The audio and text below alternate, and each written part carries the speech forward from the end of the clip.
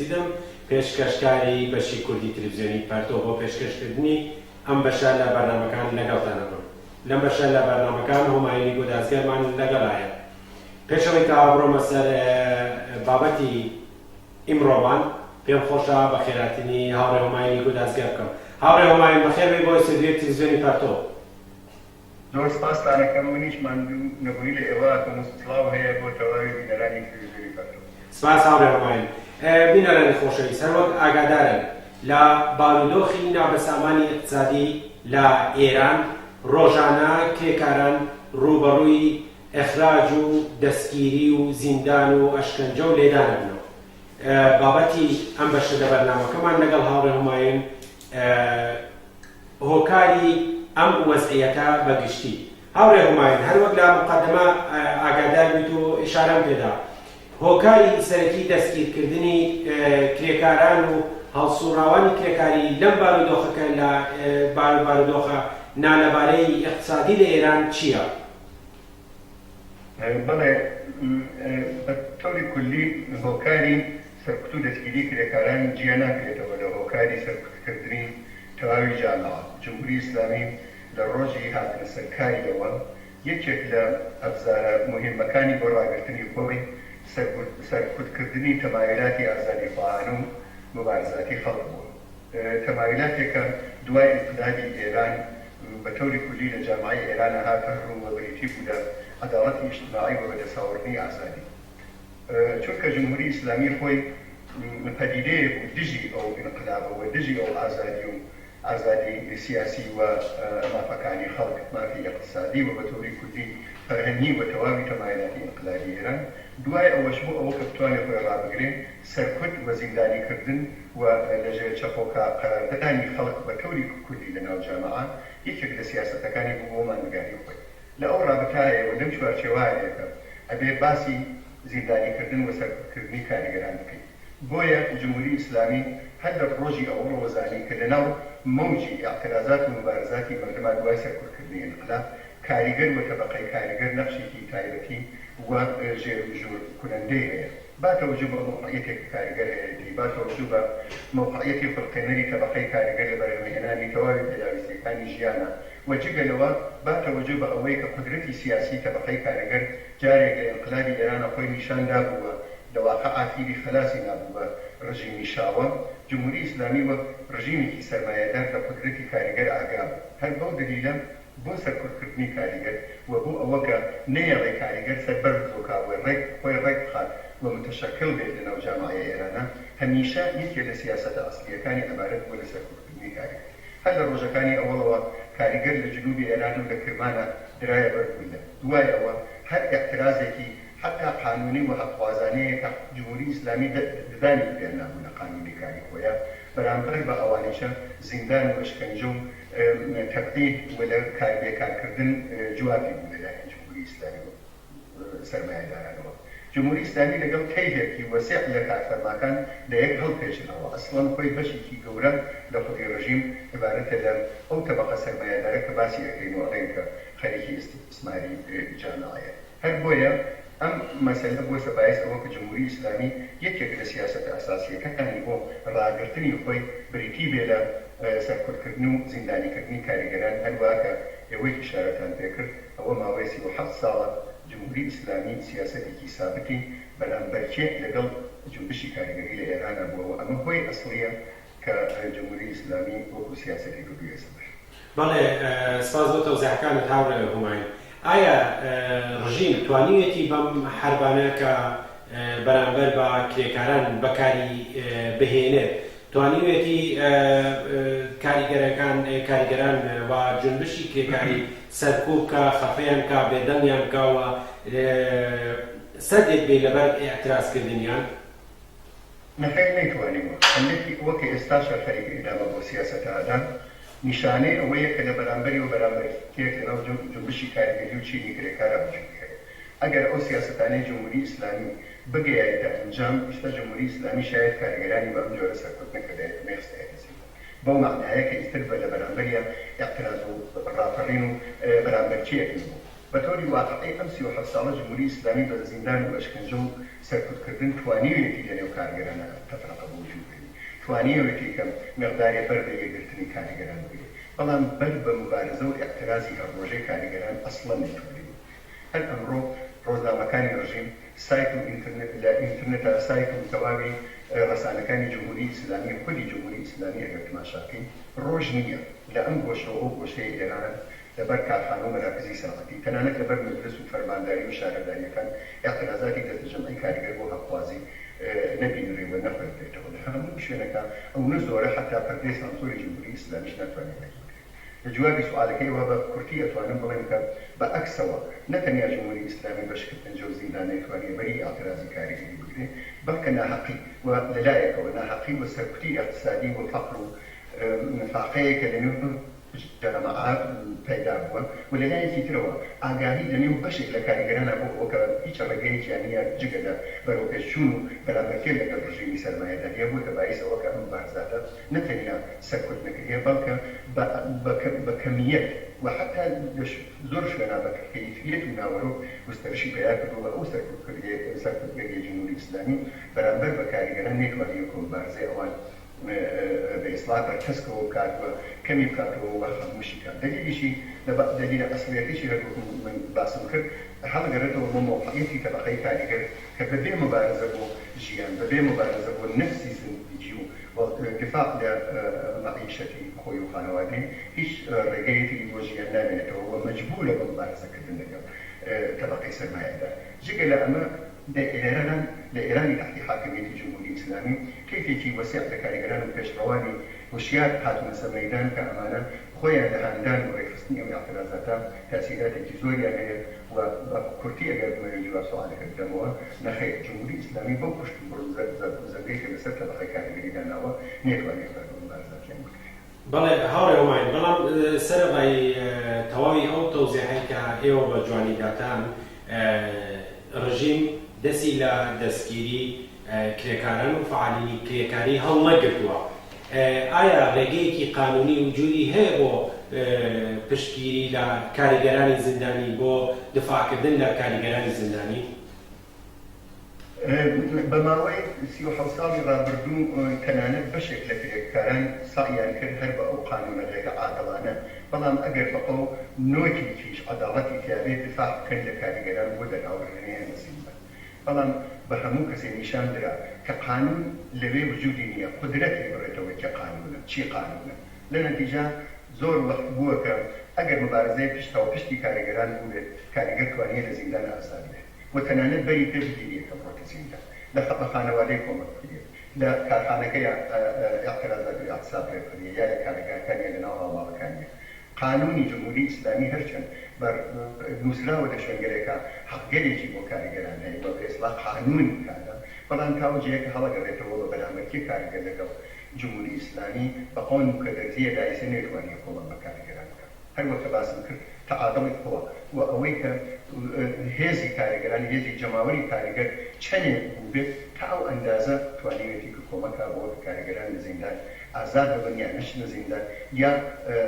خانەوادە و کەسوکاریان هۆشیان پێوە بێت بۆمان ئەگەر لە 37 ساڵی ڕابردووە ئێمە تواشای سەید زیندانی کاریگەران وەزە زەنگی جمهوری ئیسلامی هەر لە بێکاریەوە بگرێت تا دەستگیرکردن و تەرەقیکردن بکەین نمونەهایەکی زۆرمان هەیە کە کاریگەران لە گۆشەهای مختلف ئێران نەتوانیویانە بە مبارزەی متحدی خۆیان و نەتەنیاهی خۆیان بەڵکە بە بانەوازکردن لە نێو جامعە چ لە داخل ئێران چ لە سەطحی بینەلمللیان توانیانە کە دەستکەوتایەکی زۆر گەورە و شایانی تەوەجۆیان لێ کە بۆتە باعث ئەوە کە کاریگەران لە زیندان ئازاد ببن و تەنانەت لە بەعضی شوێنە حتا بڕۆنەوە سەرکاری بەعضی هەرکۆڵە خۆیان بەدەست بێنن خودی ئەم نمونە بووە باعث ئەوە کە ئێستا تەنیا ڕێگە و یا گرنگترین ڕێگە بۆ ئەوە کە دفاع لە کارگەرانی زیندانی کردی لە نێو پێشکەوانی کاریگەری عبارەتە لە مبارزەی یەکگرتوو و دەنهەڵبڕین لە داخڵ و لە خارجی ئێرانە بۆ ئازادکردنی کاریگەران ئێمە ئیستا نمونەهایەکمان هەیە هەروەکە معلمی زیندانی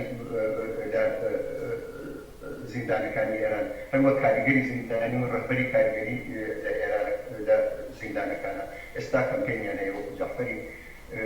عەزیزادە کە موجودی هەیە و بە خۆشحاڵیەوە ڕقەیستی کانونی سنفی معلمان ڕۆژانە ئازاد کرا هەر بەم شاری مبارزاتی خەڵکە ئەمانە تەنیا نمونە و ئومێدواریەکە بۆ ئەوە کە ئێمە بتوانین بە تەبەقەی کارگەر بتوانێت ڕابەرانی خۆی لە چین جمهوری ئیسلامی لە زیندانەکان تێشێت دەکەوێت. بەڵێ سپاس بۆ تەوزیحەکانت هاوڕێ هومایون. وەکو ئەفکاری عمومی بەرخوردی ئەفکاری عمومی بە دەستگیری فعالین و هەڵسوڕاوانی کرێکاری چۆنە و ئێوە چۆنەی بینە؟ با تەوەجوو بەوە کە تەواوی جامعە لەژێر زەبرۆزەنگی جمهوری ئیسلامی هەیە ئەوەی کە ئاڵێن دەرگی مشترک بەڕاستی لە ئێرانە لە بینی کارگەر و غێری کاریگەرە بۆ مبارزە بەرامبەر بە جمهوری ئیسلامی ئەو جیاوازی و خەتکێشیە کە شاید شوێنهایەترا لەگەڵ وجودی نییە. جمهوری ئیسلامی ڕژێمێکی سەرکوتگەرە بۆ دانیجوو بۆ ژن بۆ مەعەلم بۆ پەرستار بۆ کاری بۆ کەسی وایە گوناهی بکات. لنتیجة وقت اللي بوش تقيد جامعة موري تعرض قرار ذي بطوري واقعي بيت دربي تواري الموضوع. أما يكن بو سباريس أول كحاول دربي جامعة لقل جملة كارجري زنداني يعني سياسي شتيكي جاء نكراوية وقت نزانن وشاهد بينراني تلويزيون پرتو بيستبيت يعني دي بيت يعني وقت كم بارزاتي كي عمومي رأي أكبر ونجاتي كارجري ويا بعكس ونتنيا کارگری بۆ بەشەکانی کرد بۆ ژنێکی سەرکوتکراوە بۆ ژنێکی زیندانی بۆ کەسێک وا ئەسەری بە ئیسڵاح قەتڵێکی ناموسیەوە کەوتووە زیندان باقی بەشەکانی تری جامعە چ لە داخڵ و خارج ئەخۆش بۆ جمهوری بۆ خودی جومبشی کارگەریش عینیشتە بە هاودەردی و یارمەتیدان بۆ بەردانی زیندانی تەنیا مختصی جومبشی کارگەری و بە هاوڕێ کارگەرەکانی نییە بەڵکە تەواوی باقی جامعە چ لە داخڵ و بەتایبەت چ لە خارج لەنێو جوانانە چ لەنێو دانیشتوویان لەنێو سازمانهای بینالمەلەلیە و لە داخڵ و لەنێو ئینترنێت و ئینجیۆکانە لە باقی بەشەکانی تری جامعە ئەم پەیوەندیە جۆرێکە کە جیا ناکرێتەوە وە خۆشبەختانە ئەم هاودەردی عمومیە بەرامبەر بە جنبشی کارگەری و بەتایبەت لە حەلی زیندانیەکانە هەمیشە وجودی بۆ وایە. سپاس هاوڕێ هومایون. بەڵام لە ئیدامەی باسەکانمان هەروەک ئەزانین دەستگیری کرێکاران و فعالینی کرێکار بەردەوامە. ڕێگەیەک بۆ ئەوەی کە پشتگیری یا بەرگیری یا حاڵەتێکە ئێمە بمانەوێت نەمانەوێت دەستگیری کرێکاران هەر بەردەوامە. ئەبێ چی بکرێت؟ ڕێگە چارەیەک بۆ ئەوە کە بەحاڵ بەرامبەر بە دەستگیری هەرچی زیاتری کرێکاران و هەڵسوڕاوانی کرێکاری. خوشبختانە ئەم سێدەهەیە ڕابردووە نمونەهایەکی موافقی بەدەستەوەداوە و پێشڕەوان و ڕابەرانی کارگەری ئاگان کاشیشی بکەن. ئەوەی کە ئەوەیە عەمەڵیکردنیەکی ئەوەی کە بەرامبەر بە سەرکوتگەری جمهوری ئیسلامی و دەستگا سەرکوتگەرەکانی چۆن بتوانن بەڕێوە بەرنەوە بیخۆزنەوە بە ئیسلاح. ئەویش عەبارەتە لە تەنیا هەروەک لە ئەوڵی سوالەکان لە ئەوڵ یەکێ لە سوالەکان ئیشارەم پێ کرد تەنیا یەکگرتووی و ئەمرە بۆ نەجاتدانی کارگەران لەژێر لە سیاچاڵەکانی جمهوری ئیسلامی. ئەمە پێشڕەوانی کارگەری و ڕەهبەران باش ئەزانن هیچ ڕێگەیەکی تر هەموو ڕێیەکان تاقی کراوە تکرایەوە تەوهمی زۆر کەس بە تەقزێ لە نەهالەکانی ڕژیم خانەی کارگەر قانونی کار ئەم فەرمانداریەکە ئەو ئەستانداریەکە ئەمانە هەموو تاقی کراونەتەوە لەوانەیە لە شوێنگەرێکیشە ئەوانە بۆ خۆیان بە ئیسلام موردێکیان هەبێ بۆ ئەو کارانە بەڵام لە سێدەهەی ڕابردووان نیشان دەریاکە هیچ یەک لە ئۆرگانەکان و دەستگای ڕژیم ناتوانن بە دەردی کارگەران بکەن. پارچەیەکن لە خودی ڕژیم لە شوێنێک بازم بەرامبەر بە کارگەران دەوێستن و ئەمجارە لە تەرەفی ئەمانە بەرحاڵی ڕێگە حەلی ئەساسی هەرەوەیە کە دایسەدا ئەم چەندەها کارگەران تەبەقەی کارگەر لە ئێران نیشانی داوە. ئەویش ڕاگرتنی کارگەران و ئیتحادی کارگەران و مبارزەی یەکپارچەست و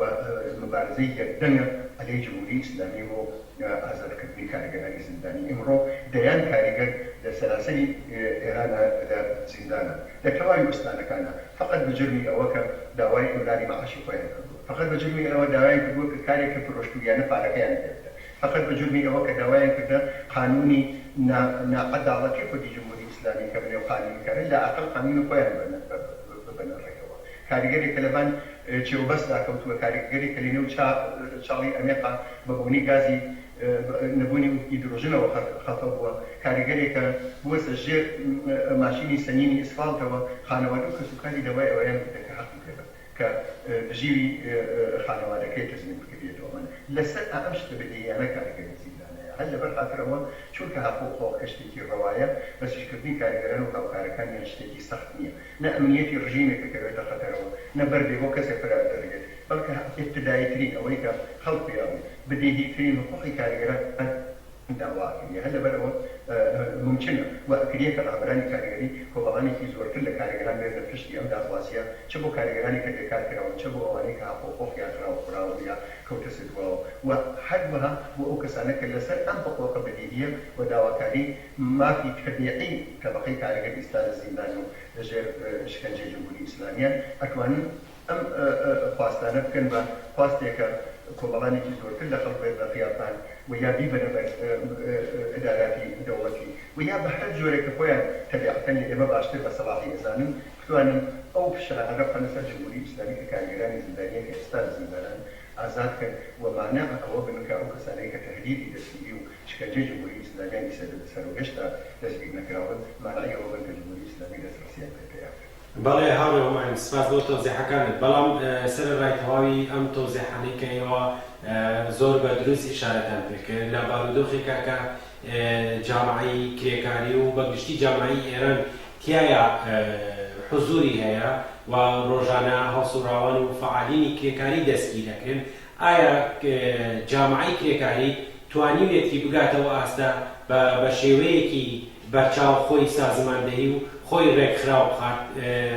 ڕێکخراو بکات و بتوانێت لە مقابڵی دەستگیری ڕۆژانەی فعالین و کرێکاریەوە بتوانێت قەرعە لەم کا بوەستێت یا بەرحاڵ بتوانێت بە نەوعێک بەرپەرچی هجوومی یەک لە دوای یەکەکانی جمهوری ئیسلامی بداتەوە؟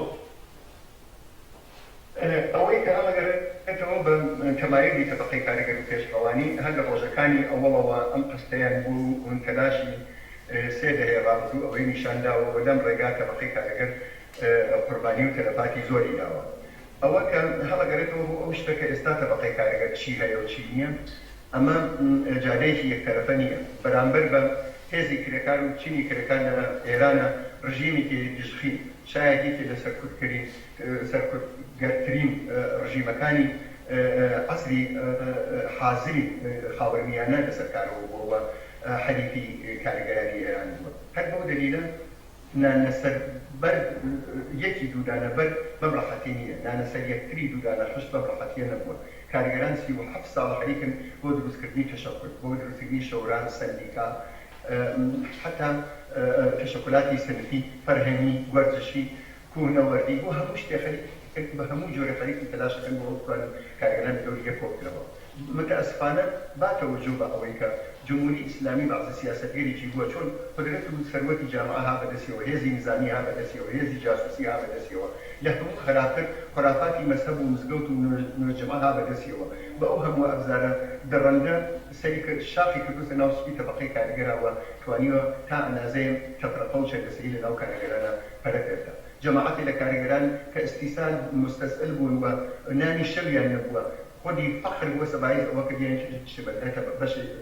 بەلای جمهوری ئیسلامی و تا ئەندازەیە متەوەمیان کە ئەمانە هەموو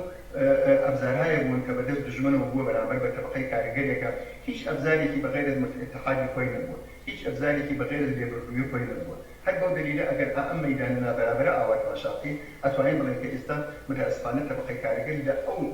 تشکل و اتحاد و ئەسلحەیە کە شایع کە بە ئیسلاح بۆ تەبەقەی کارگەر لازمە ئەوە بە ئەو جۆرە لەم لەحظە بەهرەمەند نییە بەڵام ئەوەی کە جێومیرەوانیە مەیل و ڕەغبەت و ئەو ئێرادەیە کە بنیام لەناو تەبەقەی کارگەری ئێران ئەیبینێ بۆ دفاعکردن لە ماف و لە حقوقی خۆی و ئەمە شتێکە هەر وەک لە قسەکانیشمان ئیشارە پێکرد لە هەموو شوێنێ ئەبینرێت و تەواوی ئەفکاری عمومی لە ئێران و دەرەوەی ئێران ئەتوانێت بینێکە چینی کرێکاری ئێران ڕۆژ نییە کە لە شوێنێکا خەریکی داخوازی و یا هەخوازی خۆی بەرامبەر جمهوری ئیسلامی سەربایەداران دەبێت. سپاس هاوڕێ هومایون بۆ تەوزیحەکانت لە جێگەی خۆیان بوو لە دوای بەشی بەرنامەکەمان ئەگەر بە کورد هاوڕێ هومایون شتێکی مابێت ڕوو بە فعالینی کرێکاری وەکو پەیامێکی شخصی خۆی پێم خۆشە گوێمان لێبێت ئەگەر نا بەرنامەکە کۆتایی پێێنەوە. من فقط داوای موفقیتەکەم بۆ تەواوی هاوڕێیانی کرێکار بۆ پێشکەوانی کاریگەری کە لە ئەم ماوەیە بەتایبەت لەم ئەسرا بە لە ئەوەڵی مەی و دوای ئەوەڵی مەی بەتایبەت بۆ ئەم کەمپەینەی کە بۆ ئازاد بازرگانی ڕادەرانی کرێکاری کەوتەڕێ فعالانە لە هەموو شوێنێک لە تەواوی سەندیکاکانە لە شرکەتی واحد و سەندیکای خەبازەکانە لە میکانیکیەکان و هینی سەندیکای ساختمانیەکانە و بە تۆری کولی لە مەراکزی گەورەی جنوبی ئێرانە تەلاشیان کرد دەستیان بشم ئومیدوارم کە موفق بن و داواکەم کە لە ئەم ئیمکانە ئیسفاداکەم لە تەواوی ئینسانگەری شرافەتمەند و ئازادیخوا لە تەواوی ئەو بنیامانە کە طرفداری عدالەتی اجتماعی و برابری و ئینسان لە جامعە یارمەتی کەمپینی ئازادی زیندانیانی سیاسی هەموو زیندانیانی سیاسی و کارگەرانی زیندانی بکرد. سپاس بۆ پەیامەکەت هاوڕێ هومایون، سپاس بۆ ئێوەی بینەری خۆشەویستیش کە تا